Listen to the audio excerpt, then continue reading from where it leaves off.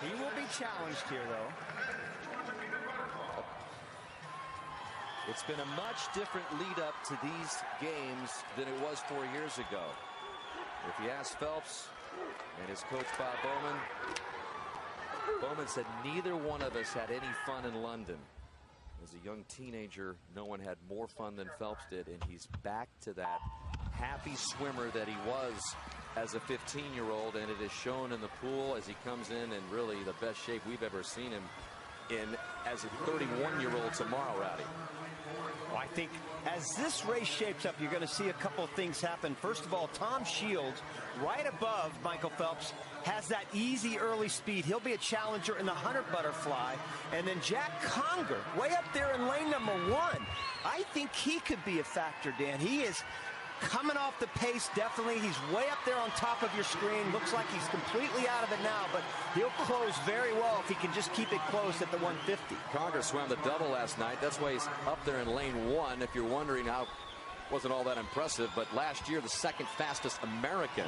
But it's Phelps who has taken it out, and you've got Chase Kalish down there in lane 6, 2 below Michael, who has the lead in lane 4. He won the 400 IM, and Kalish would love to join his, what he calls his big brother Phelps, in Rio in this event. But it's Phelps who's got about a body length lead now over Shields, who we expected the early speed from. Boy, he went out fast. Last summer when he went 152.9, the fastest time in the world last year, he was 53.4. He was 53 flat on that first 100. So he's still looking very good, though. And great job. He punched that turn right there. But I'll tell you what, Rowdy, Shields looks like he's in great position. I mean, he's right up there on Phelps. Again, he's better in the 100, but Shields is just above Phelps, looking for his own trip to Rio.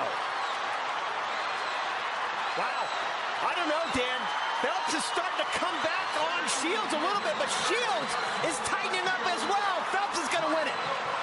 Phelps is going to win it. He's going to get his 5th Olympic berth, and it's Shields trying to hang on to 2nd, and he's going to get it done. That's a surprise. But Phelps has the record.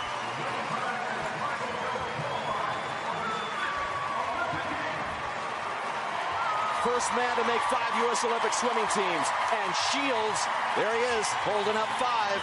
And Shields is a first-time Olympian. So you got a guy who's going to go to his 5th.